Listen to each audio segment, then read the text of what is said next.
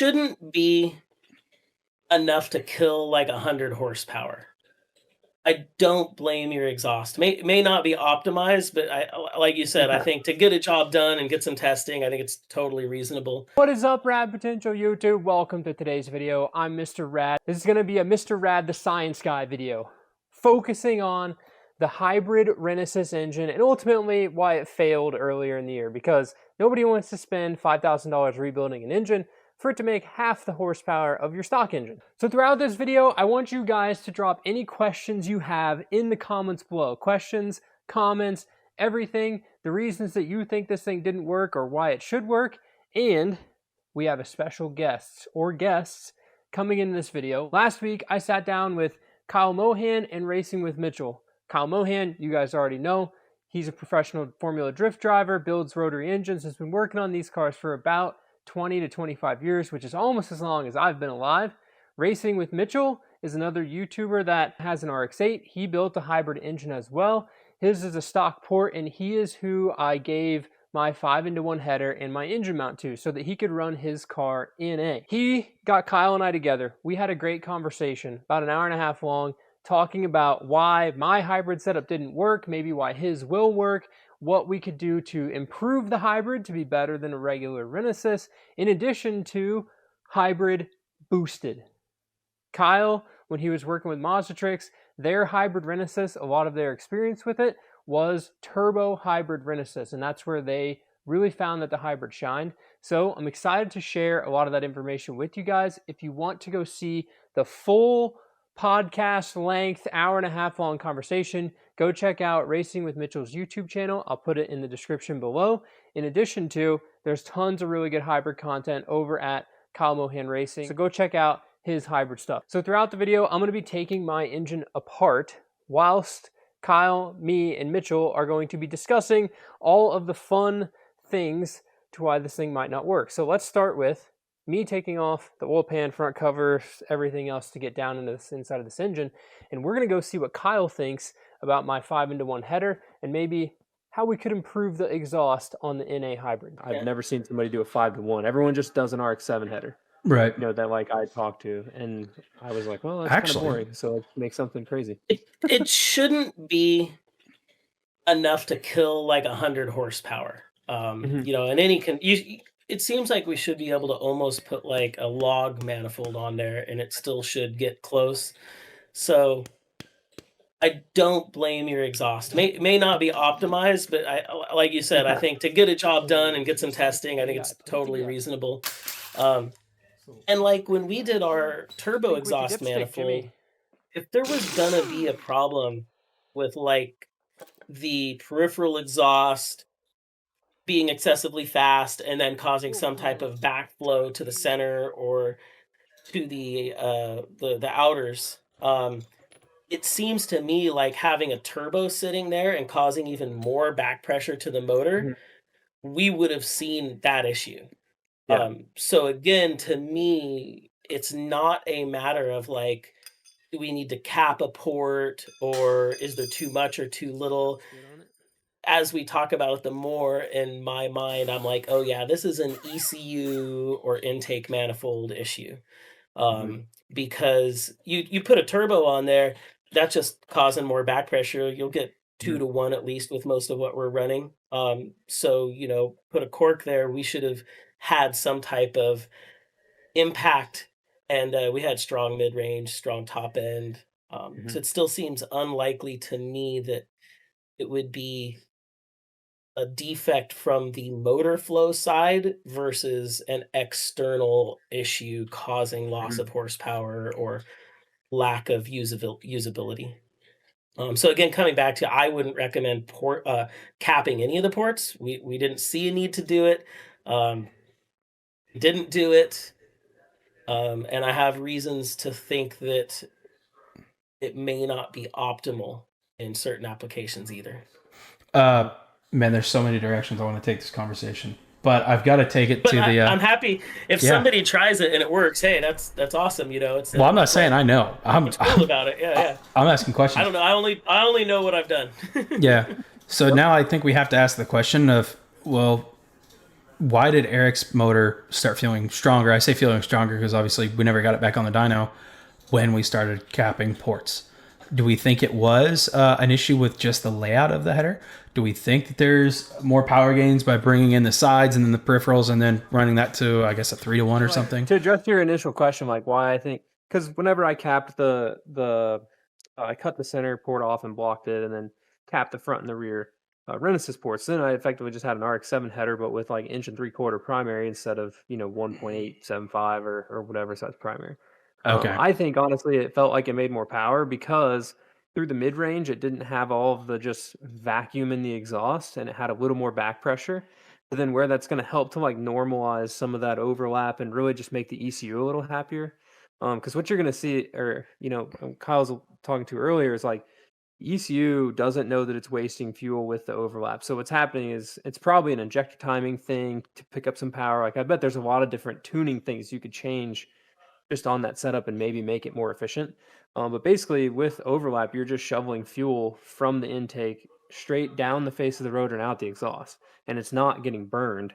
So, I think with a little more exhaust restriction, right, which is what I introduced, it's allowing a little more priority for that to get burned, which is going to make a little more power, in that case. Because if you think about it, like imagine you've got the biggest exhaust ports, and you've got the big Bridgeport, and then you put like a 60 mil single throttle body on a Bridgeport engine, like it's not going to like that at all. So, but then if you restricted the exhaust back down, then the ports aren't going to matter, and it's going to be this restriction over here is more balanced to this restriction up here, and that's what's going to make the system more efficient. So I think that's kind of what I ran into with changing that. I would say it maybe picked up 15 horsepower, just like butt dyno. It still was not faster than my green RX8, and the green RX8's pretty tired. Like I would bet it makes 140 wheel, on a good day. So it's pretty crazy, but I don't really think the exhaust was the actual limitation on this deal. I think that most of our horsepower loss was being taken up in the intake of this engine versus the actual exhaust causing some sort of flow restriction or being weird. So the next step in tearing this down though is we got to pull the rear iron off. So this little piece right here is a 3D printed rotary organizer. My buddy Josh from Castawall Speed makes these. I had one of his original ones. It was just the tray. I was like, yo dog, we need a lid for this. Knowing I wanted to take this engine apart and like store everything so that I could rebuild it. In theory, the only thing that's going to be changed inside this engine as far as the rotor seals and side seals and everything is just going to be the apex seals and the corner seals. So I'm probably going to reuse all my side seals in the same spot. So we're going to keep everything organized using this tray. All right, no seals stuck to that. That's a win. So in an ideal world, it would be awesome if I could reuse these coolant seals, but I don't think that's necessarily in the cards for this. It looks like they're all going to come out of here. Oh heck, they're all coming out of here in one piece. I don't know. For the price of a coolant seal, I'd honestly rather just buy new ones and not have to have this as a worry. Let's see, everything looks so nice in here. Pumped. Besides some dirt got in the exhaust while I was cleaning it, but that's no big deal. So let's see, we got gear side. There's our numbers. Rear rotor, gear side 1, 2, 3. Put all our side seals in here. I think Josh used an RX8 side seal to model this after, so it'd be nice to that these all fit in here. Let's go ahead and get this housing off and get the center iron, front, everything, get the rest of this off. We'll look at the condition of this engine at the end of the video, but what I'm curious to go through right now, what we believe the real restriction of this engine is in A. So looking at the intake for the RX8, it's just not really designed for this much airflow. If you're going to try to use a naturally aspirated setup with OEM intake, I think I have concerns. It doesn't mean I don't think it'll work, and I think there's a lot to talk about here. But the first things that come up is I don't know if you even would want some of those actuators doing things, and the changed air flow rates and what the computer's seeing. And because all of that intake manifold was designed with the idea that there wouldn't be overlap, and you're instantly giving it overlap, and now your reversion pulses and what that air is doing is going to be different. What the computer sees is going to be different. I could instantly see being a source of issue.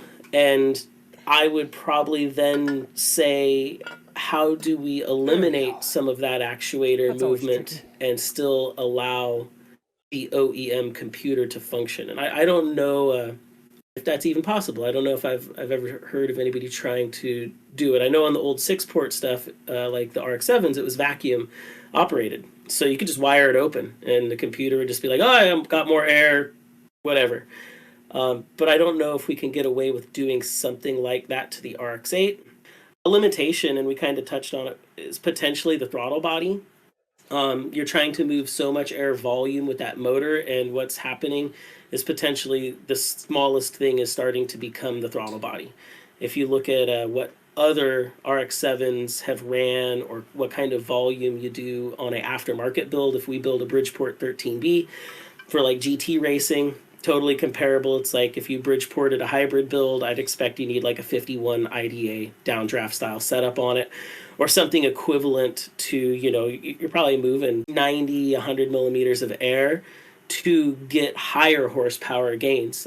One of the things the Renesas did was they kept everything on the smaller side to really emphasize mid-range performance. And when we talk about horsepower gains, we're usually talking about upper end performance, and that means bottom end and mid range get sacrificed. But like if you do have the opportunity to play with the Adaptronic, I'd love to see what it would do with maybe a different throttle body on there. And then for my own personal kind of wants and projects, I think I want to run my hybrid Renesas Streetport.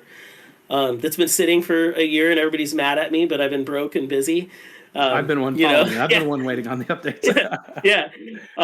I think what I kind of intend to do is run it naturally aspirated to start with, but none of the stock intake. I would just go to an aftermarket intake. If you're not trying to pass smog, like literally, I would just throw all that RX8 intake away and pick your favorite aftermarket setup. Something that's potentially been used before. And then with your header, you want your collector approximately a motor and a half length back from the motor. So probably 30 to 40% further than what most RX8 manifolds collect at. And it's just a hard spot to collect. You're into the cats and stuff. But to optimize performance based off what we've seen in the touring cars, it's like a little more intake volume and a little bit better header design, and you get a little bit of a gain on the top end. And if there's a restriction in exhaust or any restriction or not optimization of intake, then you come out with a loss in the bottom end and not really a gain in the top end, which people do talk about. In true hybrid flow characteristics fashion, so I dug up some parts to prove the size of the RX8 intake orifice, such that we can put a little bit of some, eye on how big it is compared to other intakes that make X amount of horsepower, say in a or turbo. So I've got an RX8 throttle body here, and I've written down the diameter and the area. So the diameter of this throttle body is 2.75 inches. That's the diameter of the hole here, which then correlates to an area of just under 6 square inches of airflow. Now, that doesn't quantify velocity, but it gives us a size so that you guys as a viewer can kind of understand what Kyle and I are talking about whenever we're saying this is a pretty decent restriction when it comes to optimizing the airflow through the hybrid engine. Moving on to a much simpler intake manifold, some sort of ITB setup like Kyle mentioned, a Weber 48 IDA downdraft carburetor. Okay, very common in the rotary scene, Volkswagen scene, you'll see them. Basically, it's two individual throttle bodies that are 48 millimeters in diameter. Now, 48 millimeters is just shy of 2 inches in diameter. So we've got two of those, two 2-inch diameter orifices feeding one rotor and feeding the other rotor individually.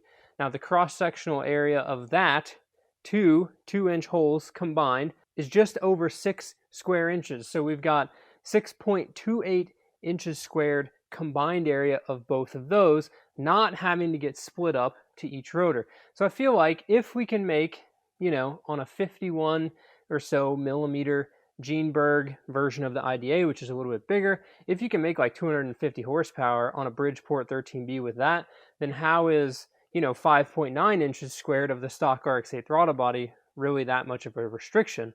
Well, I think when you go to those smaller tubes, individual small tubes, you're seeing a higher velocity through those, even though cross-sectional area is marginally bigger. So higher velocity plus the area means more flow. So I think that's ultimately where we're picking up power on the top end with those 48 millimeter setups. In addition, I wanted to just show you guys or quantify, this is an FD RX7 REW upper intake manifold. And we all know that these REW intakes are the bee's knees for making turbo horsepower. If you could put one of these upper intake manifolds even on a Turbo 2 or an REW, they work really well for, you know, upwards of 400 or 500 horsepower. So let's look at how big the throttle body is on one of these. How much airflow do we get? So measuring off each hole in here, because these are staged, you have primary and secondary, it has two 2-inch holes and 1 1.75-inch hole. So that's 3 holes in here, allowing air into the engine. The single primary hole is 1.5 inches in diameter, and its cross-sectional area is 1.7 inches squared. The two 2-inch holes are basically the same as that Weber 48, pretty much, and they have a cross-sectional area of 6.28 inches squared. Now, we have to add all that up, because at 100% TPS, all 3 of these things are open, just rip-roaring air into the engine and boost, and we get 8.04 inches squared. So I'm curious if one modification for an RX8 would be to simply take and machine an adapter for the Renesis that then we could put an FD RX7 lower intake and upper intake manifold on, and you could run your car naturally aspirated just like that and see how much horsepower you make. I know one of the things that's a bit tricky for when we do the turbo on this hybrid is finding a fuel rail and injector setup to fit a stock Renesis intake manifold can be a bit tricky and hard to find versus the FD-RX7 secondary rail. Super easy to get your hands on one. The primary rail for the RX-8 is basically the same as all the other rotary engines out there, with both injectors being in the center iron. I know the angle is a little bit different, but I bet we can make something work. Needless to say, I think there are some huge strides to be made on the intake portion of the hybrid Renesis. I really think we can attribute all of my struggle with trying to make horsepower to this thing straight up just to the intake manifold. I don't think anybody's ever used a specialized P3 to hold coolant seals for a rotary engine before, huh? I mean, that's world's first in this video. All right, so we got the hybrid all torn down. We've learned a lot throughout this video, or at least I hope you guys have. You can see everything looks pretty much exactly how it was when we put it together. You know, this engine made good compression, breaking all of your guys' keyboard warrior thoughts about, oh, the RX8 apex seal is too short and it's going to bend right over the peripheral housing. Now, I don't disagree with you necessarily, but it wasn't going to break immediately, which is what we proved. Now, I don't know the longevity of it. Like, you might put 5,000 miles on it, it might warp, but who knows? We tested it. It's kind of working. So here's my little half bridge. This is basically the same half bridge and street port that is done on the Gears and Gasoline R3 RX8. So just about like that. I think theirs is maybe a little bit longer, but this is pretty much exactly the KMR half bridge 6-port RX8 port. So that's the template I used. Super easy. So I want to thank Kyle for that. The hybrid, or I guess the GSLSE housings, everything looks perfect on the inside of these. They looked pretty much perfect before I put the engine together. So again, you know, we put 500 miles on this thing before taking it apart, and it's perfectly good and running whenever we just took it apart. So that is pretty much the teardown of the hybrid RX8 engine. So ultimately, guys, I think the hybrid NA isn't worth the trouble of trying to do. I don't think anybody out there is willing to spend the thousands of dollars it's going to take to build an intake that's better than an RX8 intake, right, for NA people. Because, like, what does the most highest horsepower, bad to the bone NA rotary make? Like, if you go full peripheral port, the whole deal, maybe 250, 260, 270 wheel horsepower, right? At that point, you might as well just use RX7 parts because they're more readily available. But I will say, if you're going to go peripheral port and you just need a set of irons to just hold your engine together, then just use Renesis irons and cap off all the other ports and just run a peripheral port. Like, just reinvent the wheel, which is the RX7 engine. So that's kind of what Kyle and I came up with whenever we're talking NA stuff. I know Mitchell was learning a ton in that video, which, you know, Kyle and I's combined experience of 30 plus years playing with rotary engines. And honestly, my hybrid pretty much went just like how I anticipated it would go. I didn't think it was really going to work that well, but I didn't think it was going to make 105 horsepower.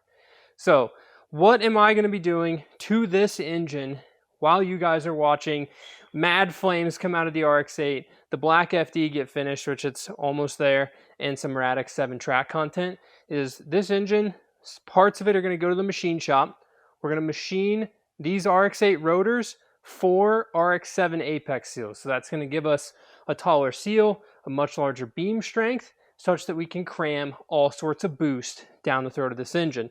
In addition, these engines are not that strong. What Kyle proved with his hybrid back in the day with the Mazda-Trix Moto IQ stuff is that you can make 400 horsepower through one of these engines on race fuel. Now, pump gas might be a little bit less than that. These engines are fragile when it comes to detonation. And what Ernie has found to back up that claim is that really 300 horsepower is about the limit of a stock Renesis block before you run the risk of cracking the front iron. So this iron right here, much like the old Series 4 Turbo 2s and Series 5 Turbo 2s pre-big dowel, this dowel area is very small. There's a thin spot here of about 1/4 of an inch, and that's where you get a tickle of detonation, bing bang, breaks your iron.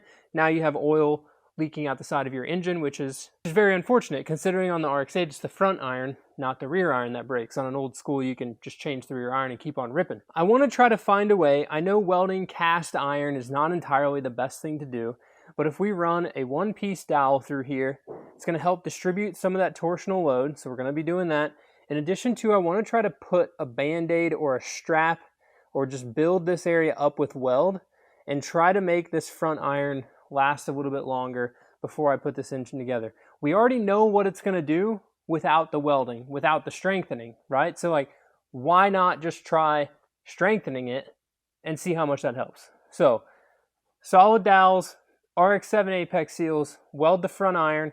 This half Bridgeport hybrid engine will go back together, and it's actually going to be going into the FD RX7 that we're going to be building out of my red chassis. So get excited for an RX8 powered FD.